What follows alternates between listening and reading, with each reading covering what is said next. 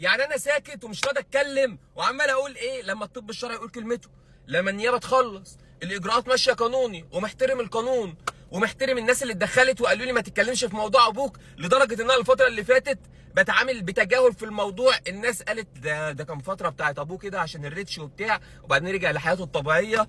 انا سايب كل واحد يقول اللي هو عايزه، بس كل حاجه لها وقتها زي دلوقتي كده.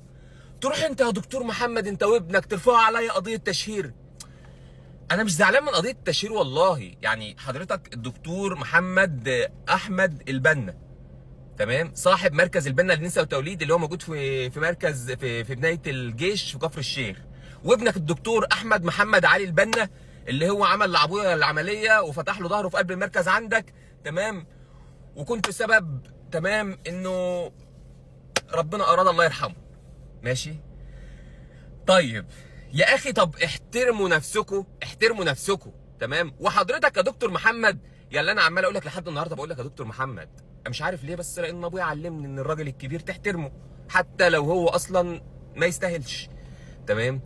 طيب انا كلمتك وكان كل كلامي والناس اللي تتدخل وتتوسط اقول لهم الدكتور محمد حد محترم كويس، انا ماليش دعوه بيه، انا ليا بابنه.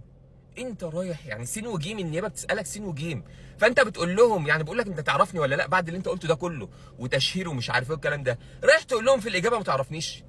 طب ازاي؟ طب ما تقول لهم ان انت جيت العزا اول يوم عزيت في ابويا وقلت ابني في العربيه وخايفين ننزله لا تعملوا فيه حاجه، وقلنا لك لو نزلته هيحصل ابويا. قول لهم ان انت جيت لي تاني يوم عزا ابويا انت والرجاله وقلت لي اللي انت عايزه هيتنفذ فورا. ما قلتلوش ليه؟ عشان يعرف ان انت عارفني. استنى عشان بكلم المحترم. ما قلتلوش ليه ان انت عارفني؟ ما قلتلوش ليه ان انت لما قعدت معايا قلت لي ان احنا هنبطل ابننا من الشغل لمده 3 شهور، تمام، جزاء ليه، وانا ما رضيتش. طب بلاش دي، طب يبقى روح على دكتور محمد عدل الاقوال وقول له ان انت بعت لي ان انتوا تدفعوا 5 مليون وانا ما رضيتش. لا استنى بلاش دي، قول له ان انتوا قلتوا لي هتديني الديه الشرعيه اللي هي 100 ناقه تقريبا، الديه الشرعيه 100 ناقه، تمام، اللي انتوا كنتوا بتقولوا عليها، واضرب الناقه في 100,000 اللي هو قعدت تقول لي يعني مثلا ايه الجاموسه دلوقتي ب 60,000 يبقى الجمل هيعمل له 100,000 دلوقتي، اضرب ب 10 مليون. قول له انا ما رضيتش، ما تقول له، قول له ده محمد اللي ما رضاش بكذا كذا كذا. يا عم قول له ان انا بعت له دكتور محترم كبير، تمام، واسمه احمد فرج، وقال له يا محمد الدكتور محمد موافق انه شيك على بياض وايه وان انت تقعد. قلت له انا مش موافق. قول له ما قلتلوش الكلام ده يا دكتور محمد، ما قلتلوش ليه؟ انا ساكت على موضوع ابويا لحد ما الطب الشرعي يقول كلمته، وبعد ما الطب الشرعي يقول كلمته قسما بالله، قسما بالله كل اللي بتعملوه واللهبل اللي داخل يحط لي رياكتات اجنبيه اللي هو اغضبني وها ها ها ومش عارف ايه، انا حبيت اشكره في الفيديو ده يا جماعه عشان هو بيعلي لي ريتش الفيديوهات والصفحات بتاعتي، فحبيت اشكرك جدا والنبي كتر وحياه ابوك كتر، تمام، اللي باذن الله يحصل ابويا قريب يعني.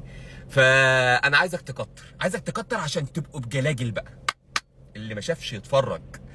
ان شاء الله ان شاء الله ان شاء الله، انا مستني بس كده ومحترم نفسي بزياده شويه كده وعمال اتعامل عادي في الحياه على ما تقرير الطب الشرعي يطلع والنيابه تقول كلمتها، وساعتها والله العظيم ما هسمي على حد. اظن كده الكلام وصل. انا احترمت الناس اللي اتدخلت وقالت اسكت ما تتكلمش الفتره دي وسكت، لكن اتفاجئ ان انتوا عاملين كده. شعره ما ينفعش شعره من راسي ولا ينفع شعره من ايدي. المهم ما زيتوش شعره في حته. سلام عليكم.